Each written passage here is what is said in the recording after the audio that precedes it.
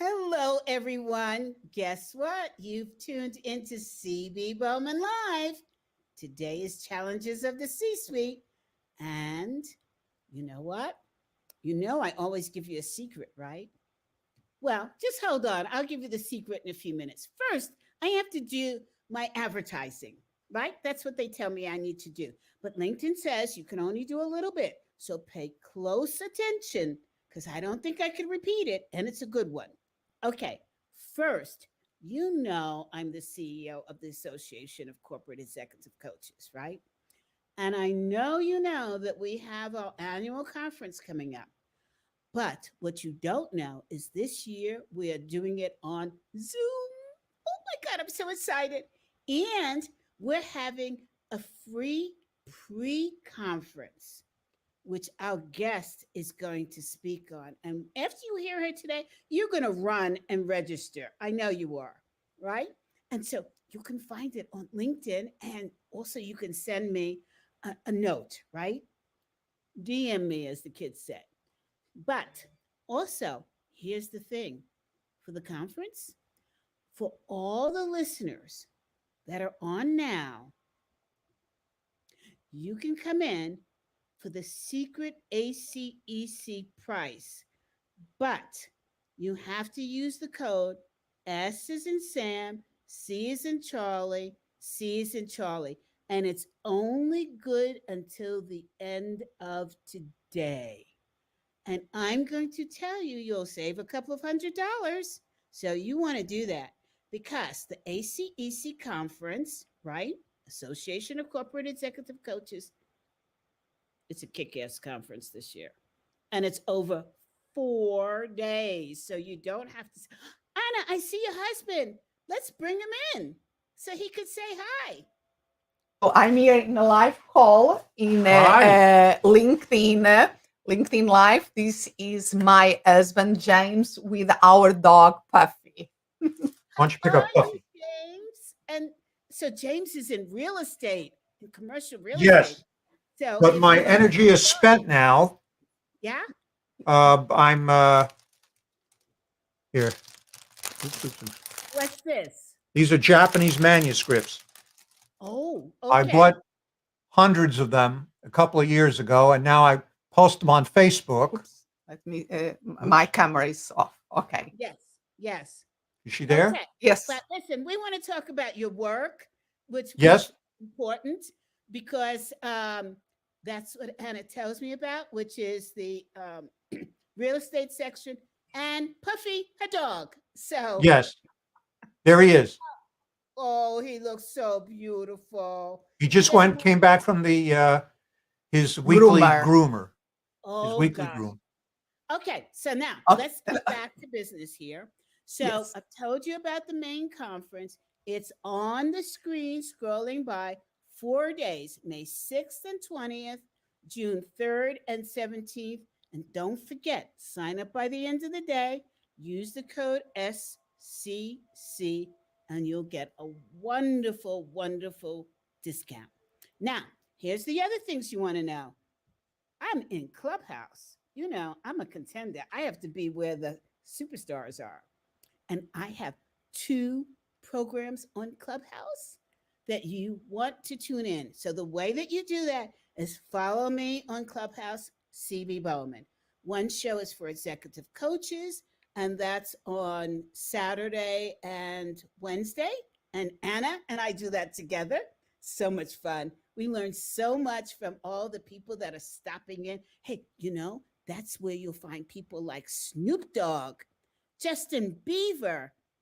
I'm listen, it's the place to be, right? So come to that Wednesdays for executive coaches at 5 Mountain and Saturday at 9 Mountain. Then we have the challenges that leaders face on Clubhouse, and that's on Wednesday at 6 Mountain Time. Okay. Then, of course, you know, because you're here now, LinkedIn Live, right? Yeah, I'm just doing it all because I'm having so much fun. And so now we're going to go to our special. Oh, I forgot to tell you. This Thursday, we won't be on LinkedIn Live. We're coming back next Thursday with two shows on Thursday. Let me tell you, just watch CB Bowman and you'll keep up. Okay, now I have another secret for you. Are you listening? Anna, Dr. Anna Melikian. You know, you guys wonder how I do it all. Well, I've got two things that work in my favor. Three. One is I don't like to sit still. Two, I really believe in that just do it Nike commercial. Two, I have a superstar husband who supports everything I do. And three, I have a personal board of directors. These are people that are close to my heart and support me 100%, even telling me when I'm wrong. And my secret today is I have one of those peeps on the show, Dr. Anna Melikian. She is my secret sauce when it comes to LinkedIn and a heck of a lot of other technology. So you're in for a treat because I'm telling you who is part of my peeps, right? Anna, I'm so honored to have you on the show. I just adore you. I've known you for eons. You always have such a wonderful smile, personality. I call you up, I'm frustrated. You say, okay, so let's just unravel this. And I'm like, what was I frustrated about? Oh my God, I look so silly in front of her. But hey, that's what your personal board is about, right? You can look silly and they help you out. Anna, please introduce yourself. Dr. Anna Melikian. Thank you, thank you, thank you. And a pleasure to be here. And if people are wondering about my accent, that is the first thing that comes across. And I try to leverage to my favor because it makes me unique. And I, even if I'm in person with people, I like to play the game. Where do you think that my accent is from? And rarely people get it right.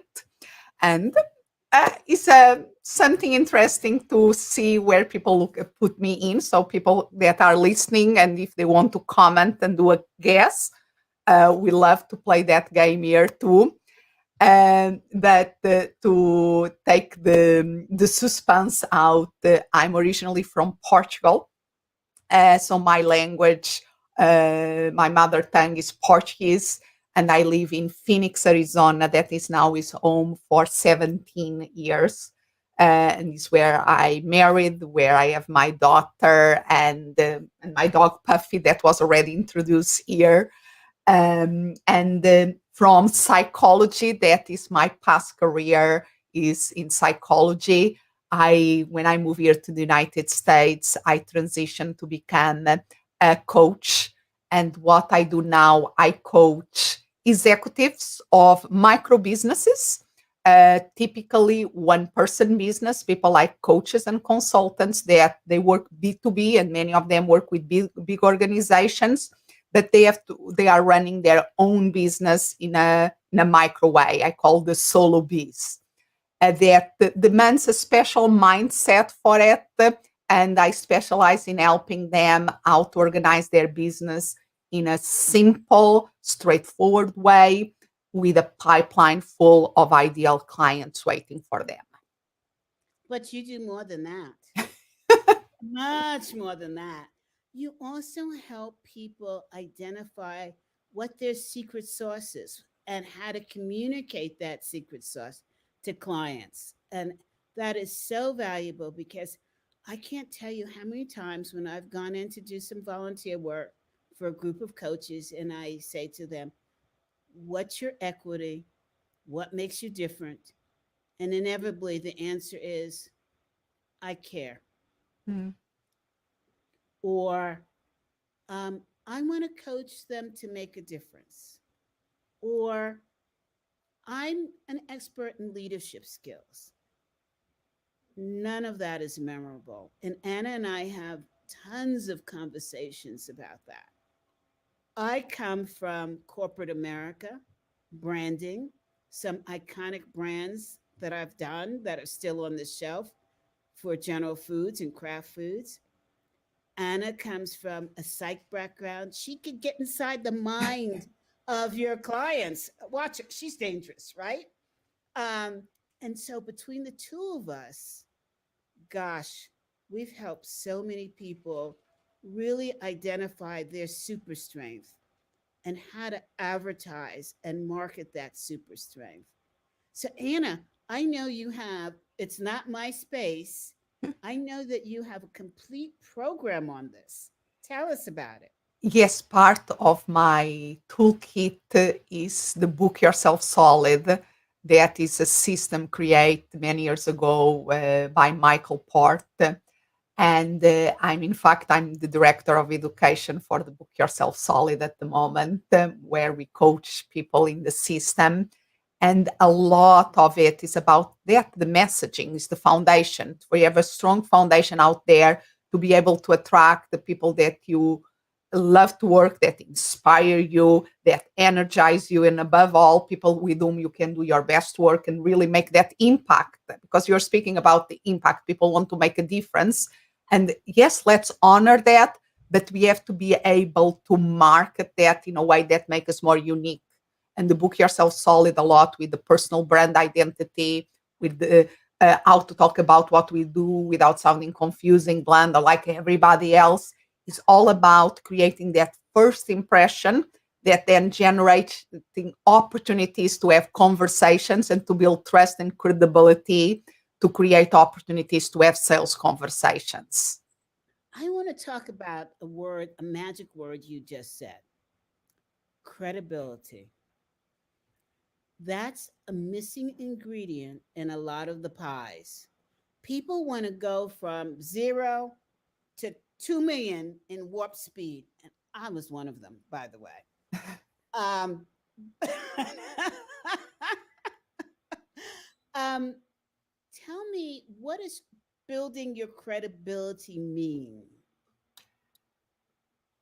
Is credible. So if we think, so you people have to believe in what you say and believe in your values. A lot about developing the trust, credibility, and trust.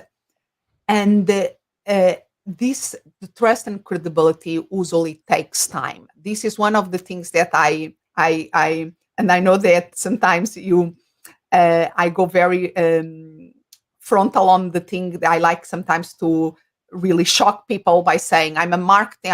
A lot of my work is in marketing online, but I will tell you that marketing does not get you clients, and it's really for the shock effect of it.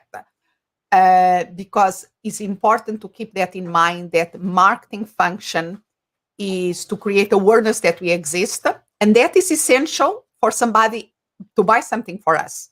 If they don't know that we exist, that we have something to offer, they are not going to buy anything from us ever. But is not enough. Is the thing that marketing is essential but not enough to get us the clients. So what is in between that moment that somebody becomes aware that we exist until the moment that they buy from us, is they have to know that we have something that is helpful for them, of course, and we have to build the bridge of trust and credibility for them to feel safe enough to cross that bridge. And it's a lot about being consistent out there, fulfilling the promise that we make, even in the marketing, and even in the constant present out there, with our messaging, with the titles and the certifications that we have. We cannot just be, there is so much fluff out there that we have to have substance. And people are checking that substance. They are checking our foundation. And only if they feel that we have a stable foundation, a rock solid foundation, is that they are going to stay in our sphere of influence.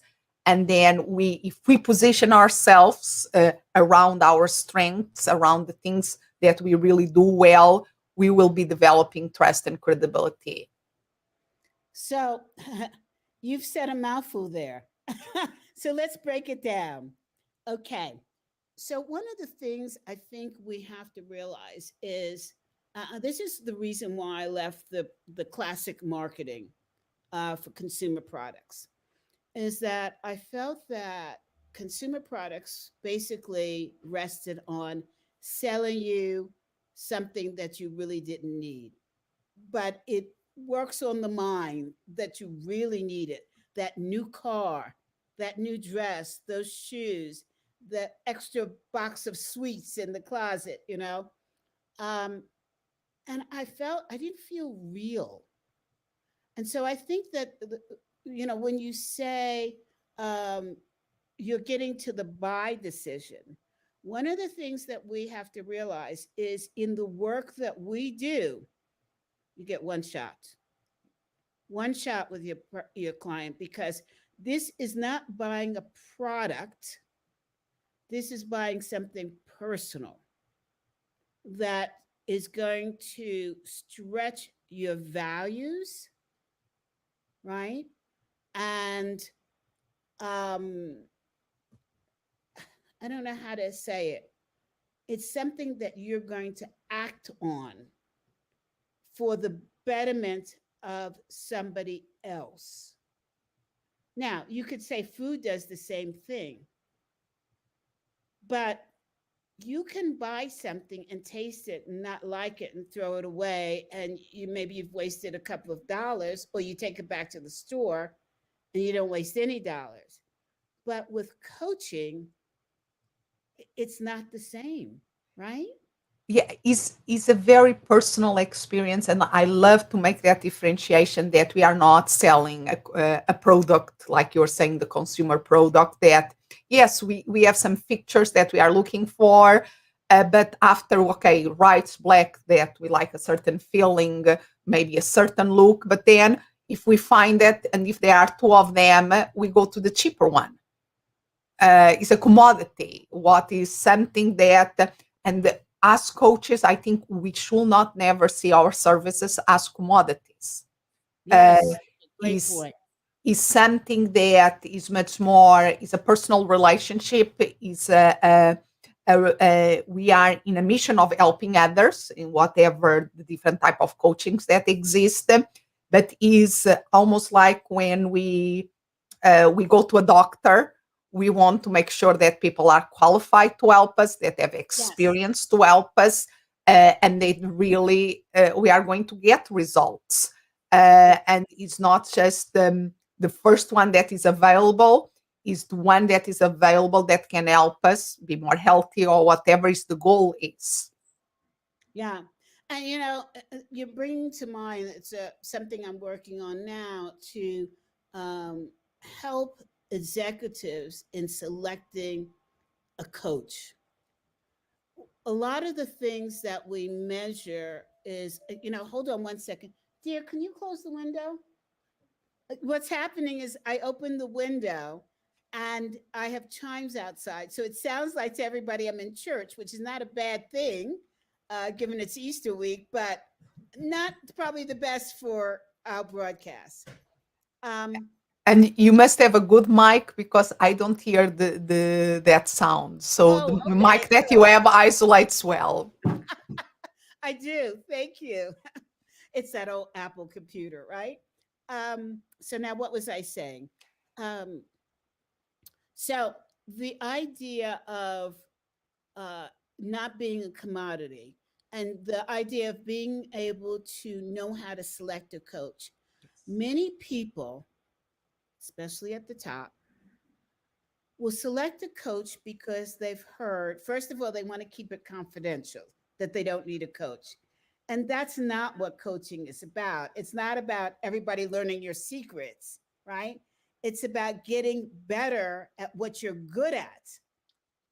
And it's like a football player has a coach, not because they're a bad football player, because they probably couldn't afford one. It's because they want to become better Mhm. at it, right? All right.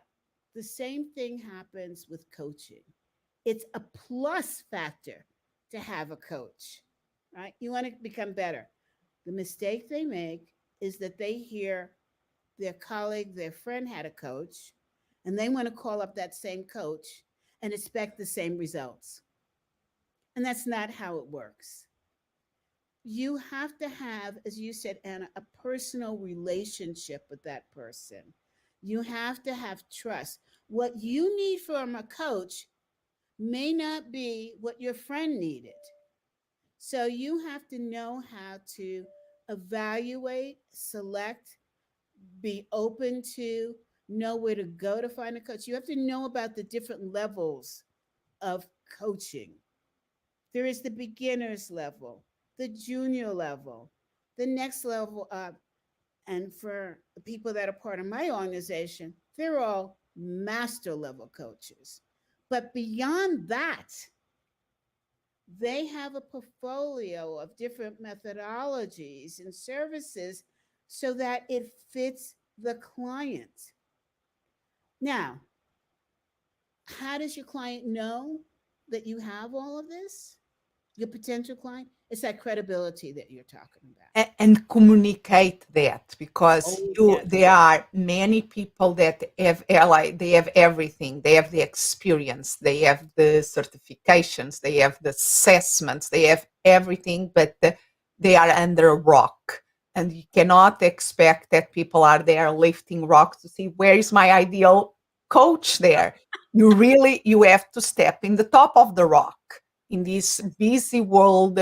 You really have to, and that is uh, where you can start to become more unique with your message, is really uh, uh, pick something in what you do that is really important for you, and that you don't mind to be in the top of your soapbox speaking about it, because only like that in this busy world you are going to be noticed, and then you are going to make the impact that you want to have. You really have to have the and the skills that you can learn to get in the top of that rock or that soapbox and speak, self-express yourself in your own voice, and can be the things that CB was speaking in the beginning. Yes, it's about making a difference. At the end of the day, it's about making a difference, but you will have a unique angle to making that difference. Oh my You, gosh.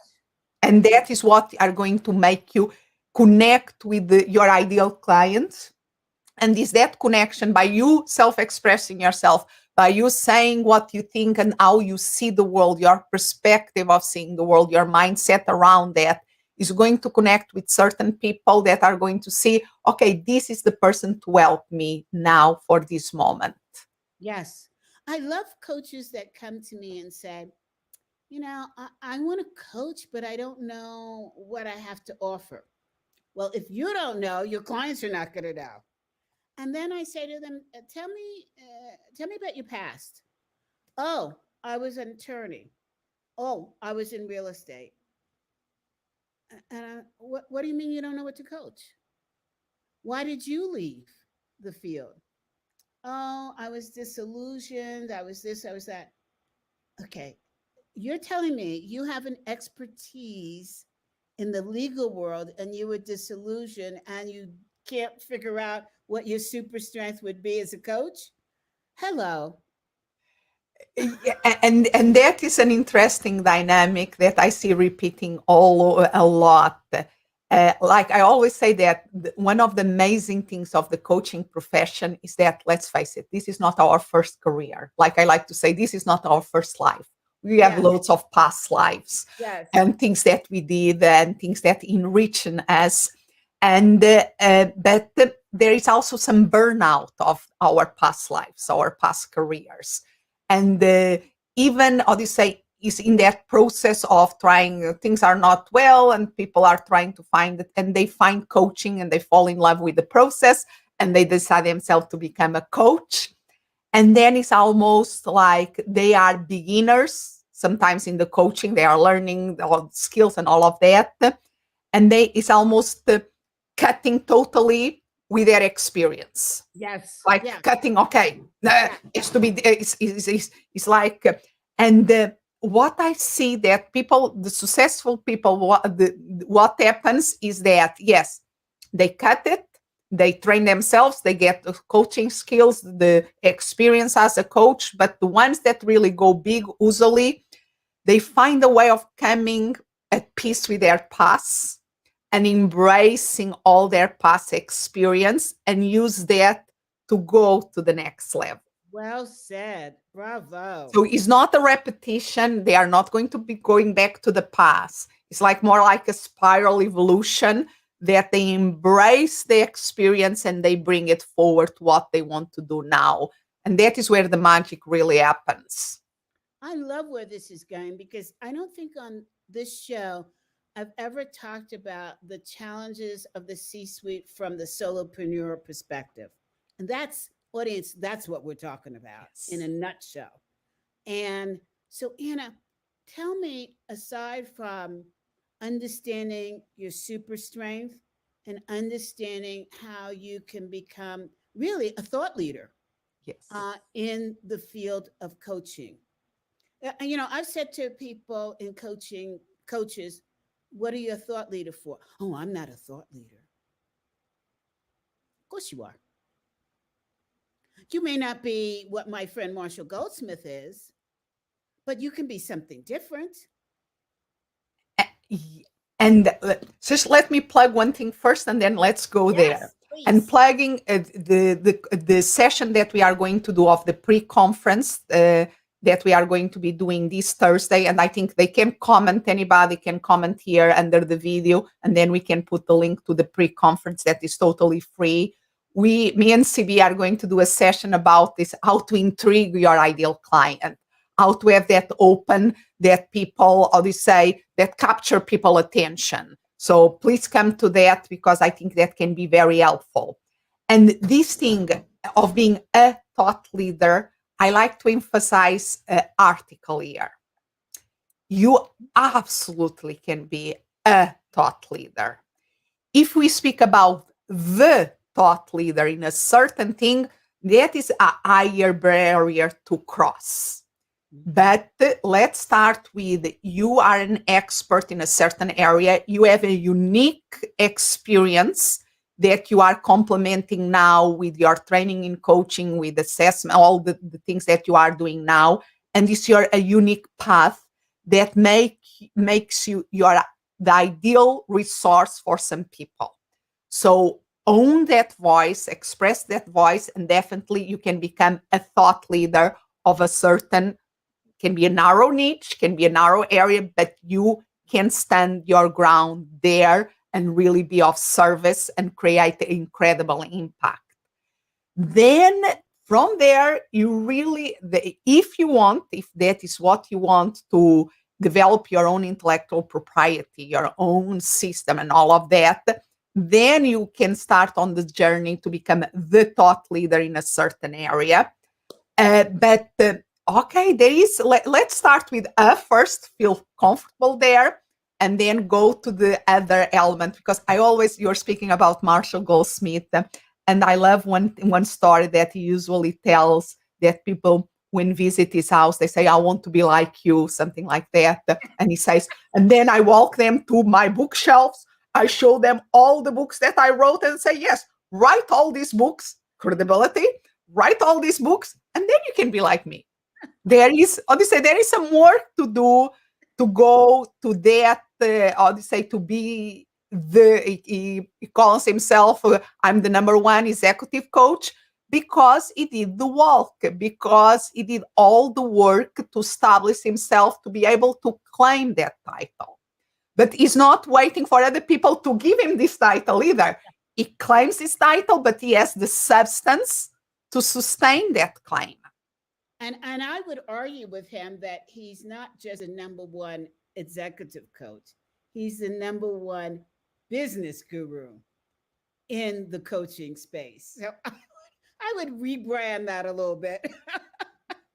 Because, oh my God, he is a force of nature when it comes to branding. And so, yeah. And he's not afraid of expressing his voice. No, he's not. He will tell you in a second, no. And he will say to you, stop, say thank you, Marshall. And at the same time, is a very humble person. Yes. that is what I think is one of the magics. Sometimes we have this contradiction. Oh, but I cannot. Is a great role model at that level. Is very. It is not. It doesn't have any problem in promoting himself and promoting what he's doing, and is an incredible marketing. The way that he puts himself out there, and at the same time is humble. I still remember one of my favorite interviews is an interview that he did with Alan Mulally, the past CEO of Ford Motors and the CEO that had been former CEO of the Boeing commercial airplane division, and how he acknowledged how much he learned from one of his clients, that was Alan Mulally, how much he attributes the development of his ideas of working with leaders like Alan Mulally is absolutely inspiring, and shows that in action that you can be humble, you can recognize that you are always learning new things, that you learn from your clients, and the same time that he has incredible things that he can teach people, that he can coach people about. Absolutely. He learns from the people he surrounds himself with, right? And one other thing I will say, and I don't want this to be a Marshall Festival book. Yeah. Sending him some love. Yes, I'm sending him some love. Is he has the incredible ability to bring other people along with him on the A ride, leader. right? I remember when he said to me, "So CB, what do you want to be known for?" I looked at him and I'm like, "Oh gosh, gulp." And I said, "Up for the Association of Corporate Executive Coaches that I created. That's my passion. It's my goal to elevate executive coaching field." And he said to me, not, um, not. I spent over 8 years doing this. Not. You have to make your name known. I said, I do. Well, people know me through ACEC. No, you are the CEO. It's your name. You have to make your name known. And I started to disagree with him. And he said, just say thank you, Marshall. Love it. And this is a perfect, because it's like we are doing a year love fest to Marshall, wonderful. That is not being, is that quote, be yourself, everybody else is taken. Marshall Goldsmith is already taken, he has it. Is how can we be ourselves, how Yes, can we take ourselves to the next level? And yes, what can we learn from people like him, but to apply, to do our own magic in ourselves. exactly. Exactly. And he's leaving a legacy now. A lot of people are working on it where he's just giving away. And his desire is to see everyone who wants to be successful become successful. And it's not a trade secret. Here are the steps that you can take. Um, I mean, he garners so much of my respect because it's not sitting on a podium and saying I. He's sitting on a podium and saying you can have your own podium. Let's make that happen. And and I think the question for all of us is, how can we own that? How Yeah. can we be more of ourselves and express more our voice in a way that resonates with the right people, that we can build a business around? Because we are, even I always say to my clients, I work with lots of coaches and consultants that say, even if you're running a no profit, you have to be on the black. Yes. You have to be, the cash flow has to be positive. Even if you have the luxury to be able to start your own foundation or no profit, the cash flow has to be positive. So why taking your coaching practice not like a business? Oh, it's so true. And we think that we do. So this is another challenge that solopreneurs have. And this is another one of your areas of expertise, Anna. um, just something as simple as taxes. I felt like I said to Anna one day, this is a secret, I feel like I'm always paying taxes. And she said, well, CB, you have a separate account for taxes, right? And I said, no, I'm just always paying it. She said, no, that's not how you run a business, CB. You have to have a separate account as though you're giving it to your son for taxes. And it never occurred to me to do that. And it became so much easier at the It end of the year when I had to pay these massive taxes. is is like when we speak about personal budgeting, people, oh my gosh, it's Christmas or the Yes. holidays. Oh my gosh, I don't. It's like it's every year in the same date. So Yes. what is the surprise? It's like, okay, and the taxes. Sorry, we live in the way that we organize our world. We know that we have to pay taxes to have the roads that we go, to have electricity most of the times. The tax people can have a different opinion about it. But the thing is that we know that part of the running a business is paying taxes. So it's going back. And the thing of having a different account for the taxes is the old envelope system. It's very funny because here they speak about the envelope system. I remember in Portugal, my grandfather, he will have the money for the groceries in a little envelope, the money for other things, the reserve money, almost literally under a mattress.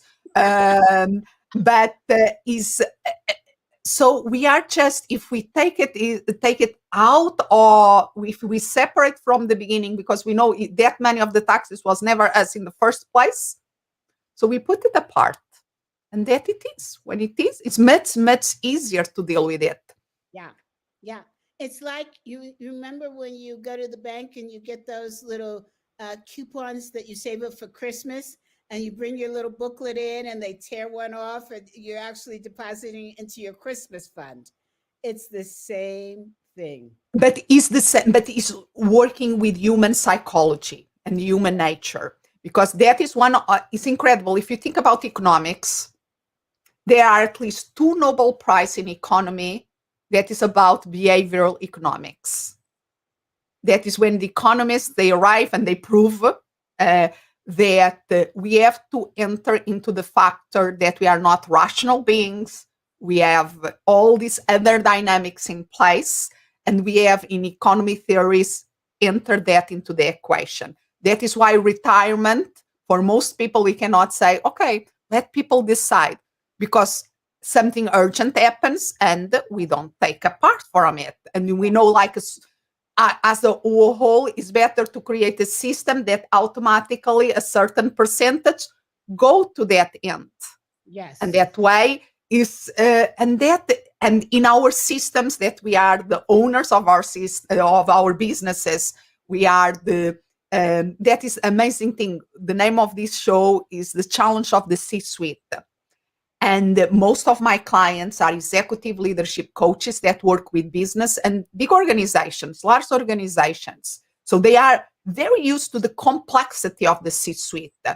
But sometimes they get lost in their own C-suite of that one person business. Yes. But it's also they have to wear many different hats. Sometimes all the hats of the C-suite, they have to be the CEOs, the CFOs, the COOs, the CMOs. Yes, they have to own that. Yes. They have to own that, and it's a different level of complexity. It's a micro level of complexity where they have to be very aware of their own psychological dynamics around it. Mm-hmm. And only when they own that and leverage these small things that we can do, like creating a different account for taxes, creating the advisory board that brings the different eyes to put some light in our blind spots, to give us support when we need it. Is by playing with that we really can be successful as a one person or a micro businesses. And we can still work with big organizations and help big organizations and be aware of the complexity at that more macro level. Absolutely. Absolutely. So, okay. So we've talked about the financial side, we've talked about the credibility side. Let's talk about the marketing side, especially now with all of the um, marketing vehicles that are at our fingertips. We can get lost in this. Yes. Let's talk about the pros and cons for each one of them. Yeah. Let's And start with, yes, go ahead. but before going there, because I know that you like to give in these interviews loads of practical things, like things that people can bite and really do something with it. And I hope this conversation at least is generating ideas and different point of views. But I would like to do at least 2 book recommendations. Yes. For the financial aspect of a small business, Profit First of Mike McCullough's. I really advise that system. And for the basics of marketing and selling for a service-based business is, of course, the Book Yourself Solid of Michael Port. I'm totally biased on it, but it literally was by finding the Book Yourself Solid that I transformed what in the first year of my coaching was an expensive hobby in a profitable business. And if I'm a successful coach today, helping other coaches, was in the first year that I became a coach. I got the Book Yourself Solid book and I tried to apply it. And since then, I'm improving in the application of it for myself and to my clients and see things growing. So that are like 2 books that I'll say everybody should have them not just in the bookshelf, because shelf help will not help, but read, underline, and come back to them. Absolutely. Absolutely. And I love both books. I have both of them and highly endorse what Anna is saying. And Anna, while we're doing advertising, please tell us about your podcast. So, because one of the things that we know and we are speaking a lot here is about mindset, is the way that we see the world, the business world, our own place in this world. And a lot is these glasses that we can wear to see the way that we see the world, our beliefs that we have. And that is what we usually call the mindsets. And I'm a true believer that is not a mindset, are mindsets that we have. There are many different, like we have glasses to go outside with the sun, glasses to read, our favorite glasses, because so we have to have the flexibility of changing mindsets depending of the circumstances where we are, and we have to create that flexibility. Is what Carol Dweck in her book and work, The Mindset, speaks a lot, the grow mindset and the fix mindset. And all of us have some areas, mainly coaches. Coaches are generally a lot of their grow mindset people. They love to learn. But even if a lot of our mindsets are grow mindsets, we know that we can learn, we know that we can improve. We also have areas of our life that we have fixed mindsets, our blind spots, or the areas that we feel, we cannot do anything about. And no, we can do something about. So and I think, I'll just interrupt a second. yes, One of those blind spots for executive coaching is not being willing to brag about your success. yes, As a profession or an industry, whatever, or a trade, whatever you want to call it, we are the most humble. And we have to learn how to brag so that it doesn't sound braggadocious. That there's a difference between the two. we Yes. should be speaking about the successes, our successes, the successes of our clients, to inspire the people that is possible to change. Yes. We are facilitating change processes, and we should speak more loudly, absolutely, about the success stories that we have to bring more people along in this journey. Absolutely, 100%, I agree with that. And now I lost my train of thought. Oh, I'm sorry for that.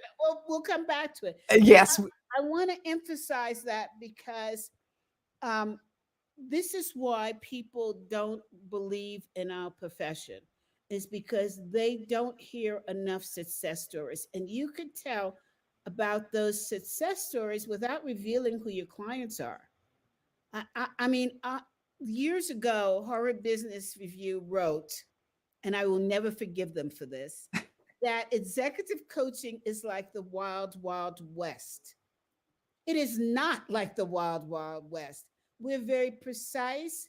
We understand the human nature. We understand, well, the good ones. We understand the business nature. We understand complexity of problems. We understand triggers of good behavior and challenging behavior. And that is not the wild, wild west. So drop the mic, Harvard Business Review. And is the thing of upping the game, even in terms of measurements, because that, yes, organizations, they like to see the return of investment. So I'm going to invest in this executive coach, I'm going to invest in this training, what I'm getting out of it. Yes. And is part of the journey as the executive leadership coach, develop in their toolbox of tools that they have.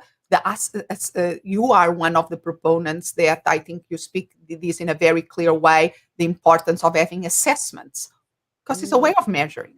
You can have the baseline, then you can have the other points of intervention, but you can show how what and I know that return of investment is a very complex subject, but you have ways of measuring the impact of the things that you do.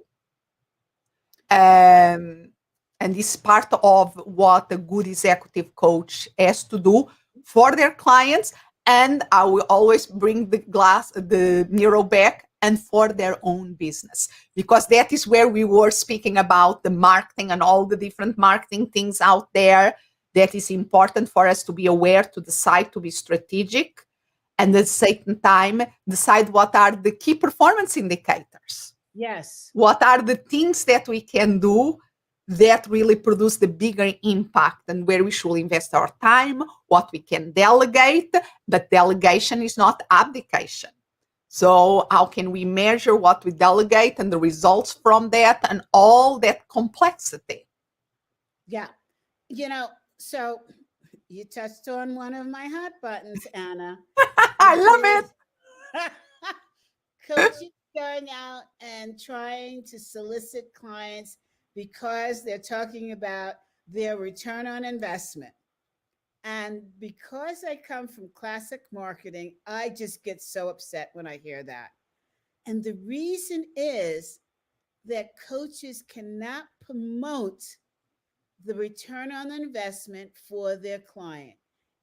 Coaching is not an isolated business. When you coach somebody, there are multiple factors that infect, effect, and affect the results.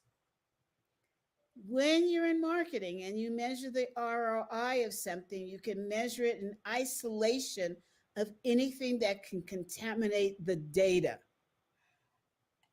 Now, And I will even argue that in marketing, sometimes, yes, some marketing campaigns are easier to measure, and but the overall marketing of a company is the accumulation effect of loads of activities that create an overall, is not a linear line. It's a much more yeah. complex kind of measurements. And I think for the return of investment of coaching is not a linear line. It's a Whoa. lot of different things, and at the same time it's not either or, and at the same time recognizing that complexity and that is not linear.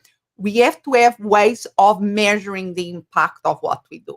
Yes, we can, but we shouldn't confuse the numbers. Yes. Now, you can ask your client what was the return on investment for them, because they're paying you and they had an expectation of results, right? And if you can use assessments as markers to say, well, we did a 360, and in that 360, we found out that 90% of the feedback was negative. And now we do another 360 after coaching, and 90% of the feedback is positive. You can say that coaching influenced that behavior change, but not 100%. Because the person could have gotten a promotion and then been happy, you know, be a happy person, and therefore their behavior changed, right? Because they were recognized. Did they get the promotion because you coached them into behavior that was more accepted? Probably. So, And the thing how to articulate that is why, in terms of when you are saying how can we speak about the successes of coaching, but he's speaking about, and that I think there is now so much the thing about the power of stories and all of that. Let's embrace that, to tell stories that inspire people to act. That doesn't mean that in one of the things that we learn from the good people that craft stories is that is the hero journey and all of those things. But usually the coach in the hero journey is not the hero. The coach in the hero journey is the mentor, the guru, the that is there to support, to influence. But there is another, the hero, the one that put one foot in front of the other, is the client. yes, Is and I think that gives us the opportunity of telling these stories in a way that we put the clients in the star role that they deserve, but still speak about the importance of having the right mentors, the right interventions at the right time, that are so critical for make influence that to happen. absolutely. I agree. We have a comment from Orly. I love this, Orly. She said, if I recall, Harvard Business Review wrote that management consulting is the wild, wild west. Yeah, but they also wrote it about executive coaching. I think they like to sometimes be provocative. Yeah, well, except that provocative can hurt an entire field. And, we spend years and years recuperating from that provocative statement, and it's not fair to us. And it blindsides leaders who read Harvard Business Review to think, okay, I don't need a management consultant, I don't need an executive coach, because they don't have their act together. And that is detrimental. And that's what I'm Yeah. commenting to. And that makes me think, because I know one of your values is collaboration. And that I think is something that as coaches, we have to learn to collaborate even more with others. And Yes. maybe we should be bringing more to our businesses and to what we do. These, like we were speaking about the storytellers, we should be bringing more the communicators specialists, people that their expertise is communicating a message in the writing format, in the video format, bring these experts to our fold to help us to communicate the impact of our work. I agree with you. And I think that there are more vehicles for us to do that now than we had before. Thank you to LinkedIn, but I always thought that LinkedIn was the only game in town for us to do that, besides the traditional write an article, write a book kind of thing, write a blog. And now I'm seeing that LinkedIn is upped its game to allow us to talk more through LinkedIn Live, through newspapers, through posting. But also, you do have platforms like Instagram who are opening up so that we can have a stronger voice as a community. And our responsibility as a community is to continue to set the bar higher and higher and higher, so that uh, we separate the milk from the cream, right? And And, this conversation has helped coaches. Anna, you do a remarkable, remarkable job in helping coaches come from behind the tree, like lightning is hitting, and come out into the sunshine so that people know where to go for some more support and change in their behavior, and just people recognizing that we use so many forms, from Simon Sinek to Marshall Goldsmith to Anna Melikian, to allowing solopreneurs to play in the big leagues. Can I give a very a framework that I think can be very helpful, mainly for the solopreneurs? Yes. I like to tell people to think of a triangle. Okay, one side of the triangle is mindset, the way that you see the world, your beliefs. The other side of the triangle is strategies, and the other side of the triangle is implementation. To be successful as a one person business, as a micro business, and a business in general, we have to have the right mindset. We have to the right beliefs to sustain us. And in the case of the coaches, is a lot going from what I call the SOS, shining object syndrome. Oh, lifelong learners, a new thing to learn. Let's we go. It's fun. But we have to transform that energy into what I call the SOC. Simplify as much as we can our business to streamline it.